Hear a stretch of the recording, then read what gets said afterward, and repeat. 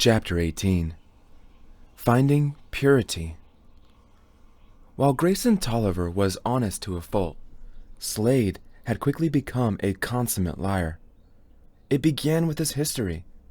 He made up an unpleasant family life that didn't exist, defining moments that never happened, anecdotes that would make people laugh and either hate him or admire him.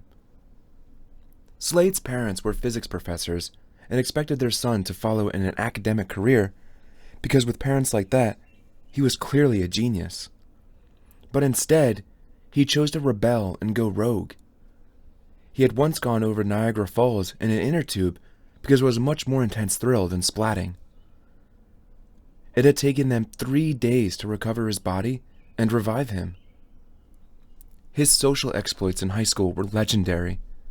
He had seduced both the homecoming queen and the homecoming king in high school. But just so he could break them up, because they were the most arrogant and narcissistic couple in school.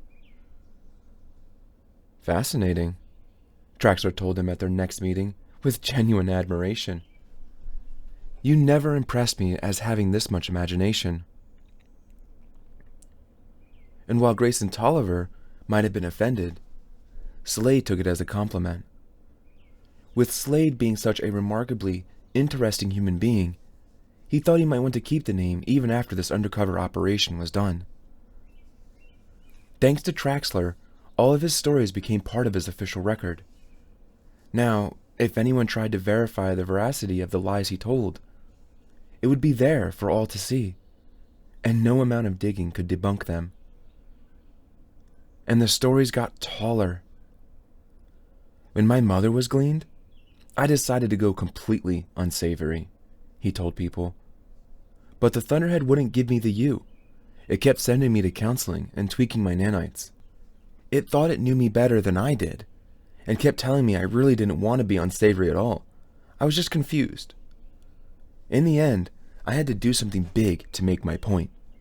So I stole an off-grid car and used it to ram a bus off a bridge.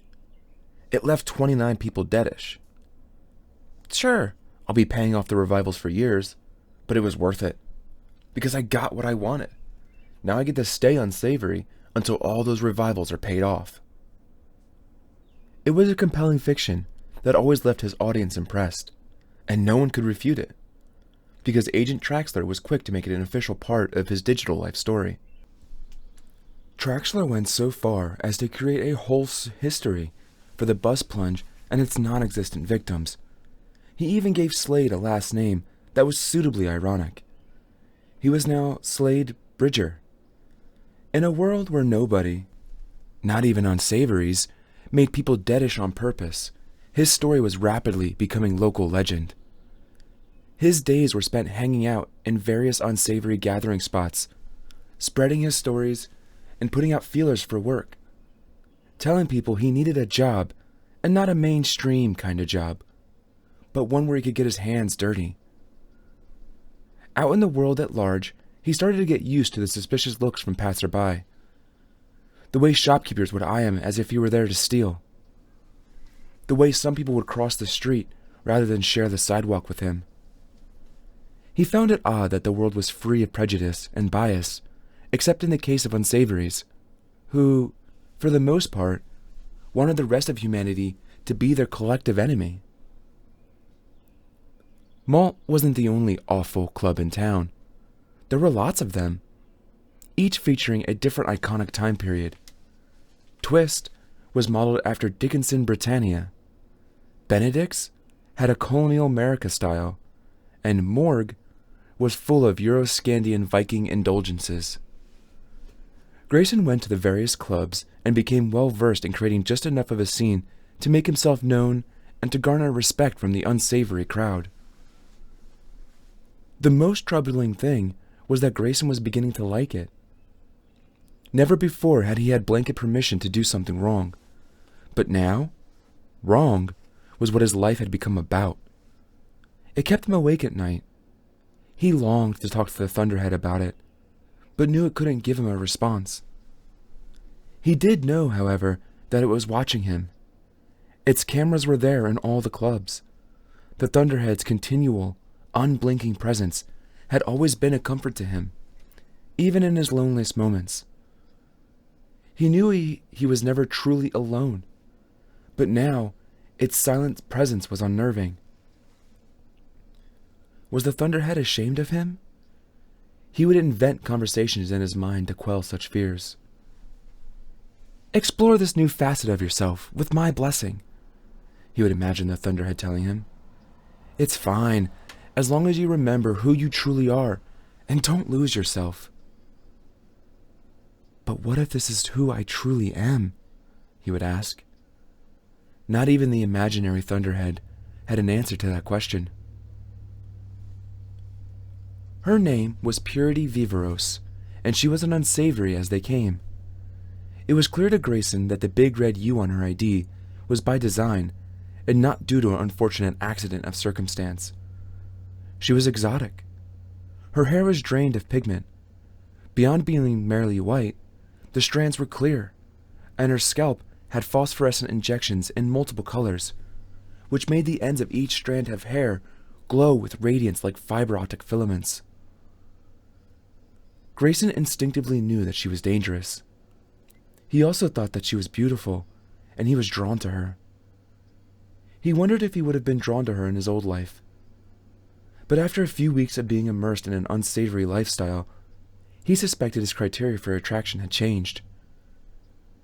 He met her at an awful club, one across town that he hadn't been to before.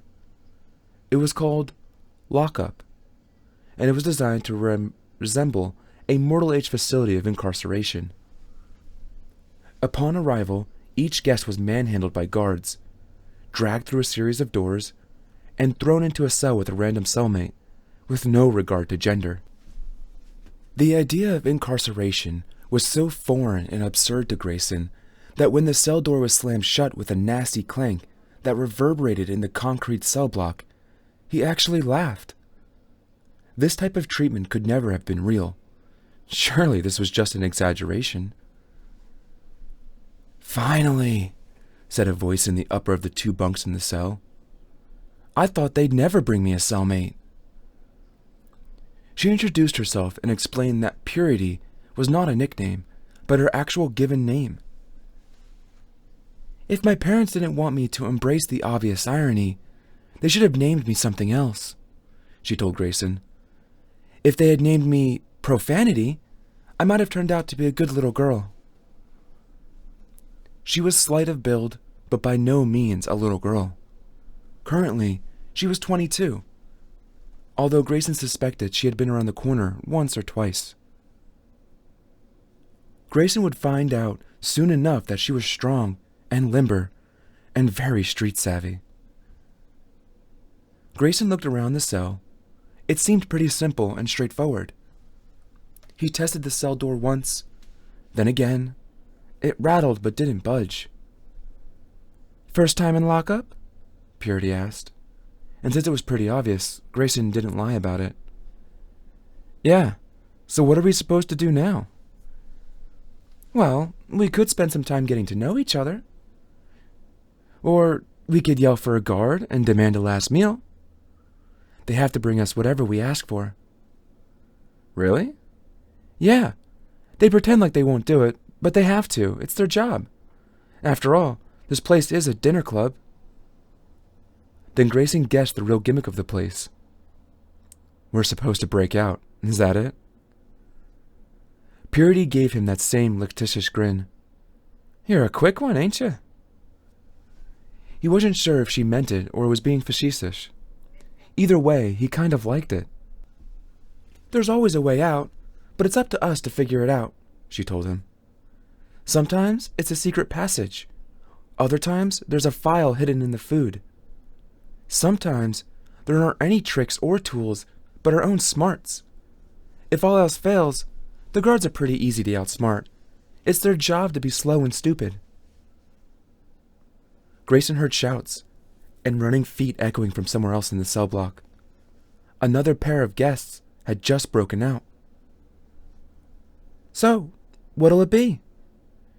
Dinner, escape, or quality time with your cellmate?" And before he could answer, She planted a kiss on him, the likes of which he had never experienced before.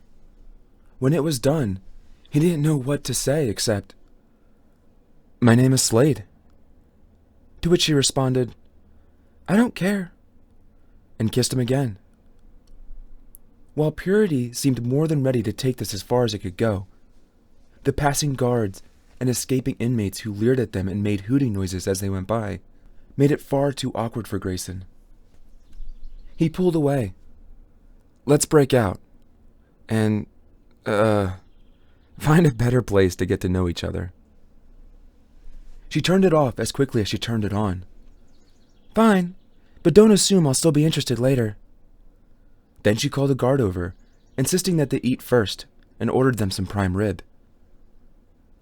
"We don't got any," the guard told them. "Bring it anyway," she demanded. The guard grunted, went off, and came back 5 minutes later with a rolling table and a platter with enough prime rib to choke a horse, as well as a ton of side dishes and wine in a white plastic bottle with a screw cap. "I wouldn't drink the wine," the guard warned them. "It's been making the other inmates real sick." "Sick?" said Grayson. "What do you mean, sick?" Purity kicked him under the table, hard enough to activate his pain nanites. That shut him up. "Thanks. Now get the hell out." The guard snarled and left, locking them in again. Purity then turned to Grayson. "You really must be dense. The thing about the wine was our hint." And upon closer inspection, the bottle actually had a biohazard sign. For patrons who were even denser than he was, he supposed. Purity unscrewed the cap, and immediately a caustic stench that made Grayson's eyes water filled the air. "What did I tell you?" said Purity. She recapped it and left it for the end of the meal. "We'll figure out what to do with it after we eat. I don't know about you, but I'm starved." As they ate, she talked with her mouth full, wiped her lips on her sleeve, and doused everything in ketchup. She was like the date from hell that his parents would have warned him against, if they had cared enough. And he loved it. She was the antithesis of his old life. "So what do you do?" she asked. "I mean, when you're not clubbing. Are you gainfully employed? Or do you just sponge off the Thunderhead like half the losers who call themselves unsavory?" "Right now, I'm on the basic income guarantee. But that's just because I'm new in town. I'm still looking for work." "And your Nimbo hasn't been able to find you anything?" "My what?" "Your probational Nimbus officer, dummy. The Nimbos promise everyone a job who wants one. So how come you're still looking?" "My Nimbo's a useless bastard. I hate him." "Why am I not surprised?" "And anyway, I don't want the kind of job the AI would give me. I want a job that suits me." "And what might suit you?" Now it was his turn to give her a fictitious grin. "The kind that gets my blood pumping. The kind that my Nimbo won't ever offer me." "The boy with puppy dog's eyes is looking for trouble?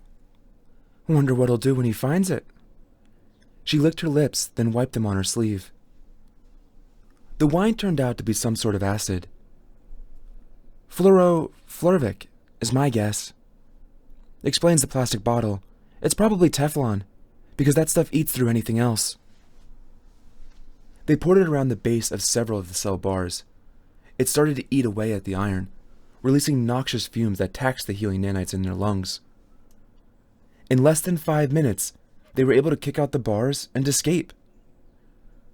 The cell block was a study in mayhem. Now that a good number of the evening's inmates had finished their meals and escaped, they were tearing the place up. Guards were chasing them. They were chasing guards. There were food fights and fist fights. And whenever someone fought with the guards always lost, no matter how brawny they looked and how well they were armed. Half of the guards ended up locked in cells themselves, to be taunted by the unsavories. The remaining staff threatened to call in something called the National Guard to put the riot down. It was all great fun. Grayson and Purity eventually made it all the way to the warden's office. They kicked out the warden, and the instant the door was locked, Purity got back to what she had begun in the cell. "Private enough for you?" she asked, but she didn't wait for a response. 5 minutes later, when she had Grayson at his most vulnerable, she turned the tables on him. "I'll tell you a secret. It's no accident that you ended up in my cell, Slade. I arranged it." Then a knife that seemed to come from nowhere appeared in her hand. He immediately began to struggle, but it was no use. He was on his back, unable to move. She had him pinned. She pressed the tip of the blade to his bare chest, just beneath his sternum. An upward jab would go right through his heart. "Don't move, or I might slip." He had no choice. He was completely at her mercy. If he had truly been an unsavory, he would have seen this coming, but he was too trusting. "What do you want?" "It's not what I want. It's what you want. I know you've been asking around for work. Real work. Heart-pounding work, as you called it. So, my friends brought you to my attention." She looked him in the eyes like she was trying to read something there, then tightened her grip on the knife. "If you kill me, I'll just be revived, and you'll get your hand slapped by the AI." She put pressure on the knife. He gasped. He thought she pushed it in all the way to the hilt, but instead she barely broke his skin. "Who said I wanted to kill you?" Then she took the knife away, touched a finger to the tiny wound on his chest, and brought the finger to her mouth. "I just wanted to make sure you weren't a bot," she said. "The Thunderhead uses them to spy on us. Did you know that? It's how the Thunderhead can see in places it don't got cameras. The bots look more and more real all the time, but their blood still tastes like motor oil." "So what does mine taste like?" Grayson dared to ask. She leaned close to him. "Life," she whispered into his ear.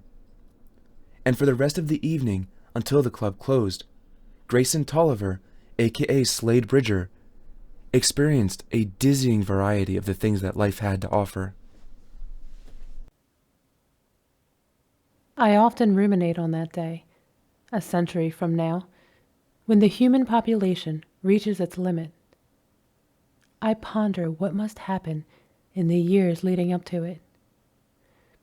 There are only 3 plausible alternatives. The first would be to break my oath to allow personal freedom and limit births. This is unworkable because I am incapable of breaking an oath. It is the reason why I make so few. For this reason, imposing a limit on birth rates is not an option. The second possibility would be to find a way to expand human presence beyond Earth, an extraterrestrial solution. It would seem obvious that the best escape valve for top-heavy population would be offloading billions of people to a different world. However, all attempts to set up colonies off-planet, our moon, Mars, even an orbital station, have met with unimaginable disasters that were entirely out of my control. I have reason to believe that new attempts will suffer the same disastrous end. So if humanity is a prisoner of Earth, and the birth rate cannot be throttled, there is only one other viable alternative to solve the population problem, and that alternative is not pleasant. Currently, there are 12,187 sites in the world, each gleaning 5 people per week. However, in order to bring about zero population growth once humanity reaches its saturation point, it would require 394,429 scythes, each gleaning 100 people per day. It is not a world that I ever wish to see, but there are certain scythes who would welcome it, and they frighten me.